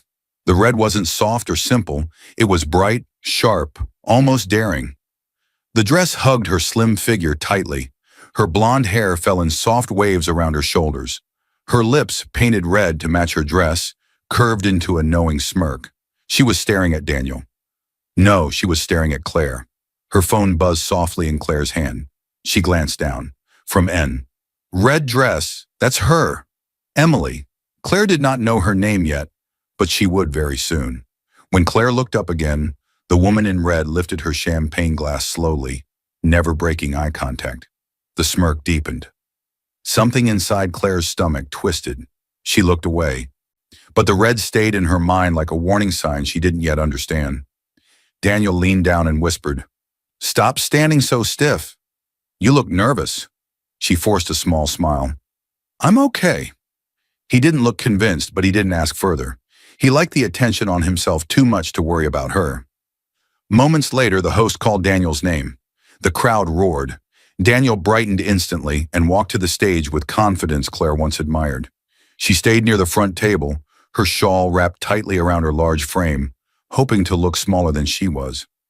Daniel straightened his jacket, stepped to the microphone, and smiled at the crowd. His charisma poured out effortlessly. "Thank you, everyone," he began. "This award means a lot." People cheered again. Then his eyes drifted to Claire. His smile shifted, playful, but poisoned. "And I couldn't have done it without my wife," he said, pausing for effect. "She's honestly useless, probably hiding near the buffet eating again instead of helping." Laughter erupted, sharp, cruel, loud. Claire's breath froze in her chest. Did he really just... The room spun slightly, colors blurred. Heat rushed to her face, spreading from her neck to her ears. Her heart pounded, each beat echoing in her head, louder than the applause had minutes earlier. Her world shrank. All she could hear was her heartbeat, heavy, painful, ashamed. Daniel laughed on stage like he had told the funniest joke in the world. The woman in red, Emily, let out a soft laugh too. Light, musical, cruel. Claire felt something in her chest crack quietly, like thin glass under pressure. A soft voice broke the silence around her. "Ma'am," a waiter murmured near her elbow. She barely turned her head. He looked nervous, glancing around before slipping a slim phone into her hand. "Someone told me to give this to you. Said you'd recognize the type." Claire frowned and looked down. Her fingers trembled. The device looked almost identical to the third emergency phone Mark had once forced her to buy. Same slim model, same matte black casing. For a split second, her mind jumped to the drawer in her home office where she'd left hers powered off. Then she turned it over and noticed a tiny gold sticker near the edge. 2 small engraved letters, MT. This wasn't the unit sitting in her drawer at home. This was the duplicate Mark had mentioned months ago, the one preloaded on the same secure channel, kept in his possession, just in case you ever need it somewhere I can't reach you directly. He must have passed it through staff. He must have known tonight could get ugly. The screen was already glowing. A single photo filled it. Daniel, in the hallway of the event venue. his hands gripping a woman's waist, the woman in red. Emily.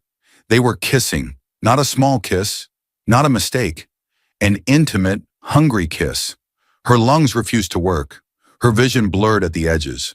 Her heart dropped so hard it felt like it hit the floor. And as her fingers dug into the shawl around her shoulders, trying to keep herself from collapsing, Daniel kept smiling on the stage. Emily kept watching her from across the room. The phone buzzed again in her hand with a new message, this time tagged clearly at the end. This is only the beginning. M. A cold wave washed over her. The night was far from over. The moment Daniel stepped off the stage, everything collapsed at once. He didn't walk toward Claire. He didn't reach for her hand. He didn't even glance at her. Instead, he moved straight toward the woman in the red dress, Emily, and without hesitation, draped his arm around her waist as if it belonged there. The crowd gasped. Some looked away, some stared, some whispered, but Emily looked directly at Claire, eyes sharp, smile wide, victory written across her face. Then she leaned into Daniel, loud enough for everyone around to hear. Told you she'd embarrass you. Daniel chuckled, not caring who watched. Claire felt her breath freeze in her chest. The lights above seemed brighter, sharper, cutting into her eyes. Her fat body, soft and heavy, suddenly felt too big for the room, as if every flaw was under a spotlight. She tried to take a step forward, but her feet felt nailed to the floor. Daniel turned to her finally, irritation flashing in his eyes. Why are you standing like that? He snapped. You look swollen. I told you not to overeat before events. A few guests shifted uncomfortably, but he wasn't done. And honestly, Claire, stop acting useless. You're making this awkward. Claire blinked. The words hit harder than the laughter from earlier. Fat, useless, swollen, and all in front of 200 people. Her heart pounded painfully. She could feel her face burning. Her fingers shook, gripping the shawl she wore to cover her weight, as if holding it tighter could protect her from humiliation. Daniel sighed loudly, acting like she was the problem. Just sit this one out, he said. I have people to talk to. Then he turned, tightening his arm around Emily's waist. Emily giggled, a soft, cruel giggle that echoed in Claire's ears like a tiny knife. Together, they walked toward the far side of the room where guests parted for them with admiration and excitement. Cameras flashed, compliments poured. People greeted Daniel like a hero. Claire stood alone in the same spot, shivering under the bright lights. Her whole world felt as if it had cracked open inside her chest. For a moment, everything went silent. Her vision blurred, her breathing slowed. And then, a memory rose like smoke from her past. Young Claire, 9 years old, sitting on a broken couch in a noisy foster home, her hair messy, her dress too big, her knees pressed together tightly. 3 older kids stood in front of her. Look at her, one girl laughed. She's so big she probably eats everything. She never talks, another boy sneered. She's useless. Hey, fat Claire, the third child mocked. Say something. But she didn't. She stared at the floor, fingers twisting in her lap, trying not to cry, trying not to be seen, trying to disappear. Words could bruise in ways that hands never had to. And nobody protected her then. Nobody cared when she ran to the attic and cried alone. The memory snapped back into the present. Claire's chest tightened painfully. She had survived humiliation when she was a child. But now, after years of helping Daniel, supporting him, loving him, this hurt in a different way, a deeper way. The people who hurt her in the past were strangers. Daniel was the man she married. Her knees nearly buckled. She steadied herself on a table, but no one moved to help. People avoided her eyes. They didn't want to get involved. They saw her as the problem, the awkward one, the too quiet, too big, too useless wife standing alone. The shawl slipped off her shoulder. She pulled it back up, ashamed of her soft upper arm showing. She could hear Emily's laughter on the other side of the room, high, dainty, confident. Claire closed her eyes for one long second. She would not cry. Not here. Not now. Slowly, she walked toward a side corridor, away from everyone, away from the noise. Her feet felt heavy, her heart heavier, but she kept moving. She pushed through the door at the end of the hallway and stepped into the cool night air outside the venue. The quiet was a relief. even as her chest still shook. Her ordinary phone vibrated sharply in her hand. She looked down. A message flashed across the screen from an unknown office number she recognized as Mark's firm. "Your lawyer called. Urgent. He says the board moved faster than expected. Call back immediately before Daniel gets home." A cold shiver ran through her. Something bigger than humiliation was happening. Something she wasn't prepared for. Hands still shaking, she hit the call button and held the phone to her ear. Mark picked up on the first ring. "Claire," her voice came out thin. "I saw him, Mark. With her. At the event." "I know," he said quietly. "My investigator sent me the photo you just saw. Listen to me. We don't have much time. The board wants your final decision, and after tonight we can't wait any longer." Her eyes burned, but she kept her voice steady. "What do I do?" "Go home," Mark said. "Lock the doors. I'll come to you. We'll finish this before he walks through that door with anyone else." Her grip tightened on the phone. This time, silence would not protect her. She ended the call, wrapped the shawl tighter around her shaking body, and walked toward her car. The night that shattered her was also the night that started something else. Something Daniel never saw coming. The front door clicked open, then shut with a heavy thud that echoed through the hallway. Claire Miller jerked upright on the living room couch, her breath catching. She had been sitting in the dark for almost an hour, still wearing her shawl from the event, her fat body curled inward like she was trying to disappear into herself. Her eyes were swollen from holding back tears she refused to let fall. Her hands trembled. For a second, her mind flashed to Daniel, walking out of the event with Emily in her red dress, laughing. But Daniel wasn't home. She knew that. She had left him at the venue surrounded by admiration and cameras, his arm tight around another woman's waist, which meant a gentle knock followed. "Claire," a calm male voice called softly from the entryway. "It's me, Mark." Her shoulders loosened slightly. Mark Thompson, her lawyer, mid-40s, serious face, steady eyes. A man who had been by her side for years, silently helping her build everything she owned. He wasn't family, but he had protected her like one.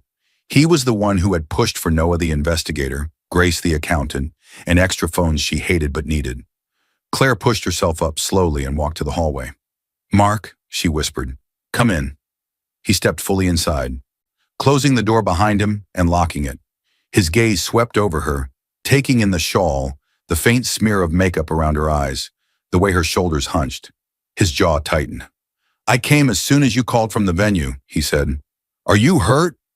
She opened her mouth, but no words came out. The night felt stuck in her throat. Mark motioned toward the couch. "Sit.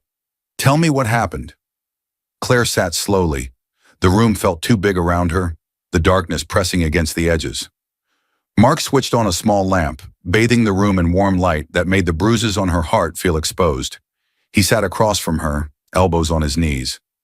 "Claire, did he hurt you again? Physically?" She closed her eyes. Her heartbeat thudded painfully. "He made it public this time," she whispered, in front of everyone. Mark's eyes darkened. "What did he do?" Claire swallowed hard. "He said I was useless, fat, that I embarrass him." Her voice cracked. "And then he walked out with someone, the woman in red. He kissed her in the hallway before the speech. Noah sent you the photo, didn't he?" Mark exhaled slowly, eyes narrowing, not in wild anger, but in something colder, something protective. "He did," Mark said quietly. "I wanted you to see it when you were ready, not from strangers' phones tomorrow." Claire stared at the floor. "Everyone laughed," she whispered. "They all laughed at his joke. I felt like I was 9 years old again in that foster house." Mark was silent for a long moment. Then he reached into his briefcase and pulled out a thick folder, one she recognized instantly. Her merger documents. The $847 million deal that had been her secret lifeline. The biggest move she had ever made. The one kept hidden under contract secrecy so no one, not even Daniel, could interfere. Mark set the folder gently on the table. "The board is ready," he said. "They've moved up the schedule. They want the signing and the public announcement tomorrow morning. After what happened tonight, I told them we weren't waiting any longer." Claire stared at the folder, her breath shallow. I thought we had more time," she said. 48 hours. "You still do?" Mark replied. It'll be just under that. But we can't leave this hanging while he's out there, drunk on attention and God knows what else. Once you sign, the merger money is protected under your name alone. And tonight I already filed emergency instructions with your bank to restrict joint access. He'll still have what is legally his, but he won't be able to touch what you built in secret. Her heart pounded in her ears. Mark, I'm scared. Mark leaned forward, voice steady. You have every right to be, but you're not powerless and you're not alone. A long tear slid down her cheek, the first she allowed all night. He humiliated me, she whispered, in front of cameras, in front of his co-workers, in front of that woman. Mark nodded slowly. I know, and he thinks you'll respond the way you always have. Silence, hiding, shrinking. His eyes met hers, but this time, your silence can end his game instead of feeding it. Her ordinary phone lying on the table buzzed once. Claire picked it up, wiping her cheek with the back of her hand. A new message flashed from N. He isn't home yet, and he's not alone. She swallowed. Emily. Of course. Mark watched her face. Noah. She nodded. They're still together. Mark's voice lowered. Then that means we have a few hours while he's distracted to move first. Something cold and sharp slid through the air. The storm hadn't arrived yet, but the wind had changed. The next buzz felt louder. Claire's ordinary phone vibrated across the table so hard it nearly slid off the edge. She gasped, snatched it up, and for a split second, her pulse spiked like fire inside her chest. The room seemed to shrink around her, the air tightening as if warning her something dangerous was approaching. Mark stepped closer, alert. What is it? She read Noah's message again, her hands trembling. He isn't home yet. They checked into a hotel across town. You won't see him tonight. Her breath caught. Daniel, Emily, together. Not even pretending to come home. For a moment, fear swirled through her. Fear of humiliation, fear of betrayal, fear of reliving the wounds from the event. But beneath that fear, something sharper awakened. A quiet strength she had hidden for years. She took one deep breath and lifted her chin. Mark, she said softly, it's time. His eyes sharpened. You're sure? Claire nodded once. Yes, we made Plan S for a reason. Plan S, sever, separate, survive. The plan they had drafted months ago in case her suspicions ever became proof. Mark reached into his briefcase, pulled out a thin silver tablet, and placed it in front of her. You built a powerful network, he reminded her. Now, use it. Claire pressed her fingers to the screen. Her reflection stared back. Round cheeks, tired eyes, soft body. But this time she didn't see weakness. She saw someone who had survived far worse than betrayal. She opened the secure app Mark had set up and typed one simple command on the encrypted channel. Execute Plan S. She hit send. For the first time in her life, her silence wasn't hiding her. It was moving pieces she had been quietly placing for years. A young woman in her late 20s, loyal and sharp. She sat alone in a high-rise office, organizing files when her phone buzzed with the coded alert. She read the message and immediately locked the office door. Her whisper was steady. She's finally ready. Lauren opened a hidden folder titled Project S and sent out board meeting confirmations for an early morning press conference. Subject line, Merger Finalization, CEO Claire Hale. A quiet man with glasses, working at a private workstation in Claire's company's secure server room. When he saw the coded message, he inhaled sharply and pulled up encrypted financial logs, those he had been quietly flagging at Mark's request. Time to trace everything he touched, he murmured. Under Claire's written authorization, he compiled a full report of questionable transfers Daniel had pushed through, using her name as justification. Reimbursements, consulting, urgent expenses, all cross-checked. Tall, calm, observant. He sat inside his parked car across from a mid-level hotel when Claire's message came through. He lifted his camera, zoomed in on Daniel and Emily in the hotel lobby, close, laughing like the world belonged to them. He pressed record. This will hurt him more than words ever could, he said quietly. He sent Mark a live feed and a time-stamped location, a precise, older woman with silver hair, surrounded by stacks of financial files in her home office. When she saw Claire's command, she adjusted her glasses and said quietly, "I always knew he was draining her." She opened a spreadsheet titled Missing Funds, 7 years of withdrawals. Row after row of unexplained transfers, money that came from accounts Claire co-owned, routed through joint cards and business reimbursements, funneled into Daniel's private investments. All documented, all legal to show, because Claire herself had signed the consent for Grace to review her entire financial history weeks ago. She sat still as Mark gathered the documents Ryan and Grace had already started sending over. Her mind drifted back to a moment from years ago. Her mentor, Gregory Hale, sat with her in a quiet conference room. His voice was calm. "Claire, listen to me. Revenge is loud, and loud things burn fast." He leaned closer. "But justice. Justice is quiet. It grows roots. It lasts." She had never forgotten those words. And tonight, they finally made sense. Mark finished skimming the first batch of reports and turned toward Claire slowly. His voice was low but steady. "He drained your savings for years," he said, "hiding it behind joint accounts, company reimbursements, small transfers spread out so you wouldn't notice. Using your money while belittling you." A pause. "This isn't petty revenge, Claire. This is justice. We'll freeze what we can tonight. By the time he wakes up, he won't be able to touch your accounts." Her heartbeat steadied. For the first time in a long time, she felt clarity instead of fear. She looked at the growing stack of evidence. Photos, financial records, timestamps, transfers, messages. Her silence had allowed him to believe she was powerless. But he forgot something.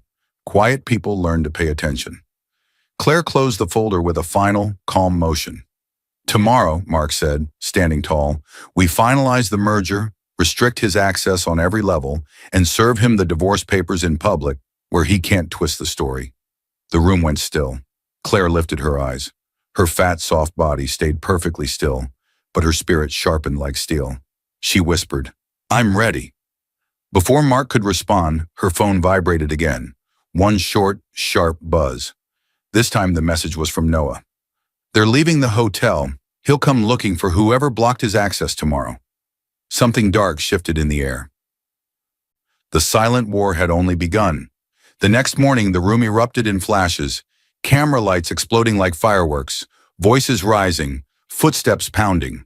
The press conference hall was packed wall to wall, reporters pushing forward, microphones lifted, screens glowing. The merger announcement between Claire's tech firm and a global partner had drawn every major outlet in the city. Claire Miller stepped onto the stage. The intensity hit instantly. Hundreds of eyes turned toward her. She felt their shock, their confusion, their curiosity. She could almost hear their thoughts. Why is she here? Who is she? Why does she look so nervous? Her soft, fat body seemed out of place among the polished suits and expensive designer dresses. She looked like a quiet guest who wandered in by mistake. But she wasn't a guest. She was the reason the entire room was full. Her assistant, Lauren, neat bun, serious expression, stood just off stage and whispered, "The board is ready. The documents are prepared. Just follow the script. You earned this." Claire nodded slowly. Her heartbeat thudded deep in her chest, loud enough to drown the chaos outside.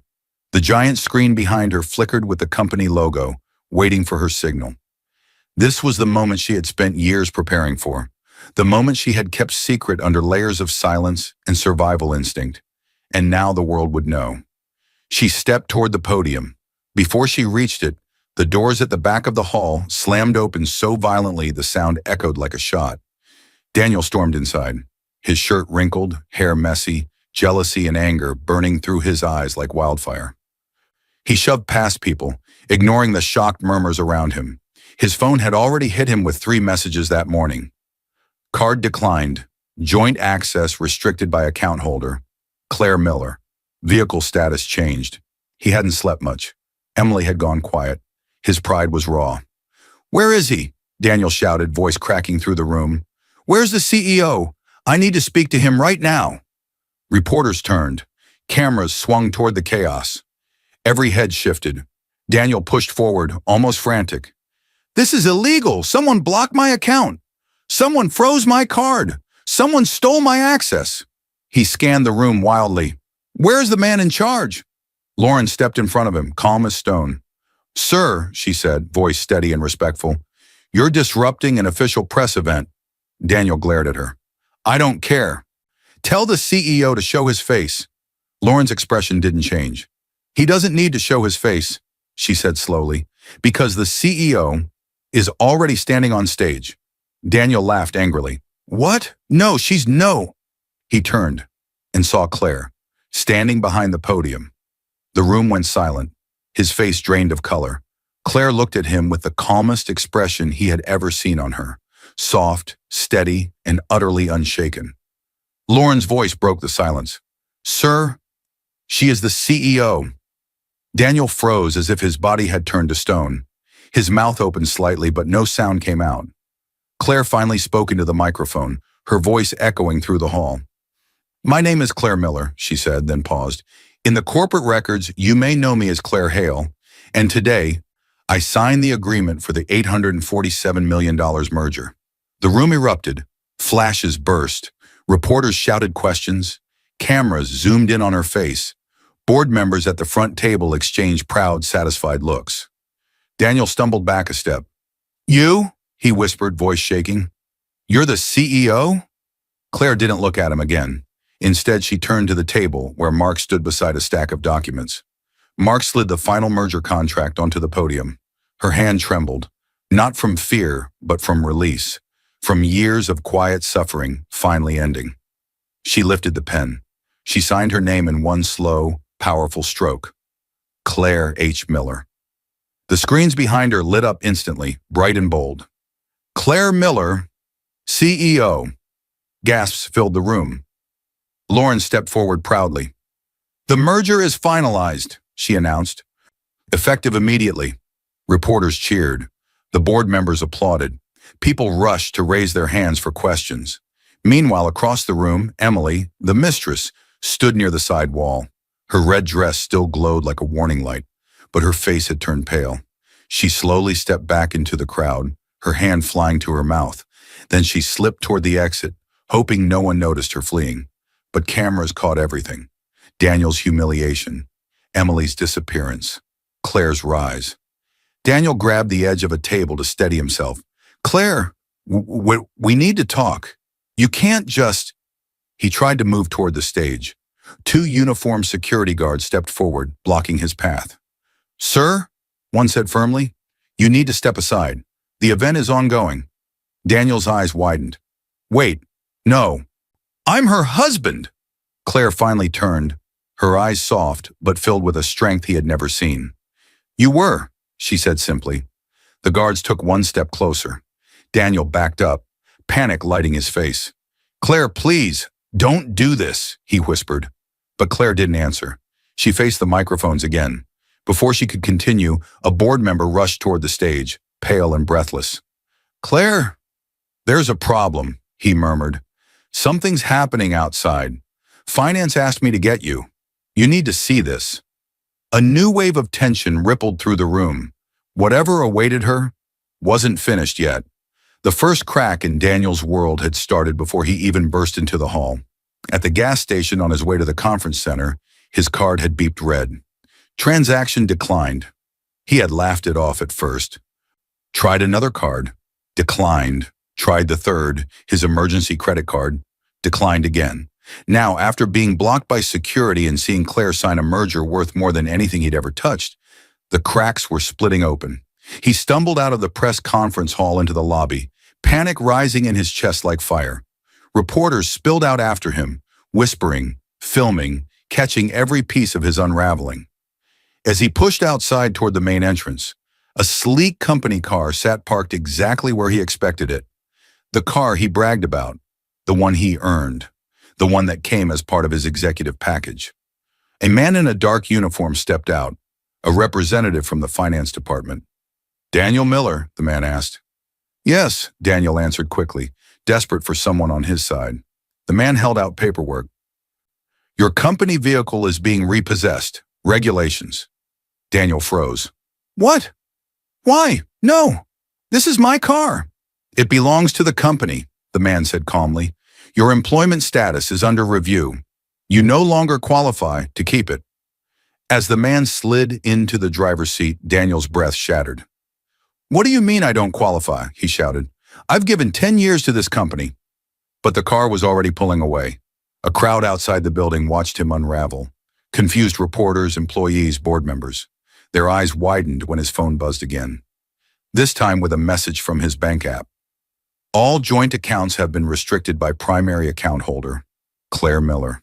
His vision spun. Claire did this. He rushed back inside, desperate now, sweating through his shirt. He pushed through the crowd, searching for someone in authority. He spotted a group of board members gathered in a glass-walled conference room, whispering, watching him, avoiding eye contact. One of them, Mr. Lawson, a senior board member, stepped forward. "Daniel," he began slowly, "we need to discuss some troubling information." "What information?" Daniel snapped, voice high and cracked. Mr. Lawson opened a folder and slid photos across the table. Photos of Daniel and Emily, kissing, touching, laughing behind Claire's back. The timestamps were recent, some from the event, some from last night at the hotel. Daniel's stomach dropped. "We have a strict conduct policy," Mr. Lawson continued. "Your affair with a subordinate contractor, combined with recent financial irregularities, leaves us no choice." Daniel's voice broke. "No choice for what?" "You're terminated effective immediately," Lawson said. "Your access to company systems, benefits, and assets has been revoked." Daniel's knees almost buckled. "No," he whispered. "No. I helped build this place. I gave everything to this company." "The company belongs to its shareholders," Lawson replied quietly. "Your behavior put us at risk. We wish you luck." Luck. He was being thrown out like trash. Daniel stumbled backward, bumping into a tall plant, knocking it over. Laughter rippled through the room, quiet but sharp. Somewhere in the background, a reporter's camera light blinked red, recording everything. He glanced around desperately, searching for Emily. He saw her near the door. She was texting rapidly, her face pale, her lips pressed tight. He rushed toward her. "Emily, please, tell them it was a mistake. Tell them—" Her phone buzzed. She looked at the screen inside. "I can't do this," she said simply. "Your wife is the CEO. This is too big." "Emily, don't go. You said you loved—" She shook her head, already turning away. "I said I liked the lifestyle." Before he could answer, she walked out the door and blocked his number on her screen without even hiding it. He stood alone, breath shaking, heart collapsing. Then, a hand tapped his shoulder. Daniel turned slowly. It was a legal courier holding a thin envelope. "For you, sir. Court documents." Daniel ripped it open with trembling fingers. "Petition for dissolution of marriage filed by Claire Miller." He stared at the words, throat burning. "No," he whispered. "No, she wouldn't do this to me." But she already had. He raced down the hallway, nearly tripping until he found her at the far end, surrounded by reporters, Mark the lawyer beside her, Lauren her assistant holding prepared press packets. Claire stood tall, soft, full, fat, gentle, but strong in a way he had never seen. "Claire!" he shouted, pushing through. "Claire, please!" She turned slowly, his voice cracked with desperation. "I'll lose everything. Please don't do this. Please, I'm begging you. I'll lose everything." Her eyes softened for one small second, but not with pity, with truth. "You lost me first," she said quietly. The words hit him harder than the termination, harder than the repossession, harder than Emily leaving. Claire stepped past him. Reporters parted for her. Mark walked beside her calmly. Lauren followed with documents in hand, and Daniel stood in the center of the hallway, destroyed. Tears spilled down his face. He called out one last time, voice broken. "Claire, please. I've got nothing left." But she didn't turn around. She kept walking. At the end of the hallway, Lauren leaned close and whispered something Claire barely heard over the noise. "There's still one more thing you have to face before this is over." Something cold slid through Claire's chest. Her most painful confrontation wasn't with Daniel. It was with the part of herself that still believed she didn't deserve to stand this tall. The pen slammed onto the desk. Sharp, final, decisive. Months had passed since the day Daniel's world fell apart in that hallway. Now, in her new top-floor office with glass walls and quiet air, Claire Miller exhaled hard, her chest rising and falling as if she had just surfaced from deep water. Papers lay neatly stacked in front of her, but one document stood out on top, stamped in bold letters. Dissolution of marriage granted. The final piece, the end of everything that once held her down, the beginning of everything she had built alone. Silence settled around her. Peaceful now, not painful. The kind of silence she once used to survive, but now used to breathe freely. She leaned back in her chair. The leather hugged her soft, heavy body gently, without judgment. For the first time in years, she didn't shrink. She didn't hide. She didn't apologize for taking up space. She simply was. Her eyes drifted to the window, where the sun stretched across the city, warm and golden. For a moment, she allowed herself to reflect. Slowly, like turning pages in a story she had lived but never fully understood. A little girl in a foster home. Her dress too big, her voice too small. Learning that silence kept her safe. A young woman working late nights, eating alone, planning quietly, dreaming in secret, building her company brick by brick. One idea, one deal, one silent victory at a time. A wedding day. Daniel smiling, her heart hopeful, helping him pay his debts, packing his lunches, supporting him even when he forgot she existed. And then, the night he mocked her, the laughter, the spotlight on her sighs, the picture of him kissing another woman. The moment something inside her cracked and refused to break again. The night she walked outside the venue, shawl pulled tight, phone buzzing with the word urgent. The night she called Mark and decided her silence would finally speak. The montage faded. Claire wiped a quiet tear from her cheek, but it wasn't sadness. It was release. She turned back to the document and pressed her thumb onto the signature seal at the bottom of the decree. Final, legal, unbreakable. Her voice whispered softly into the quiet room. She didn't rise to destroy him. She rose to remember she never needed him. She touched the framed note beside her desk. Gregory's words. Silence is a weapon. Yes, it was. But today her silence felt like strength, not hiding. She gathered the documents, closed the folder, and stood tall, fat, soft, powerful, and free. Walking to the elevator, she breathed deeply, letting the chapter close behind her. At the hallway's end, Mark waited, offering a respectful nod. It's done, she said. He smiled warmly. Then the rest of your life begins. The elevator doors opened with a soft chime. Claire stepped inside. As they slid shut, her final thought lingered like a quiet storm about to break. Sometimes the quietest person in the room is the storm you never saw coming. Fade out. I hope you enjoyed watching this story as much as I enjoyed creating it. Like, share, and comment on the lessons you've learned from Claire's journey. Let me know where you're watching from in the comments below. See you in my next video.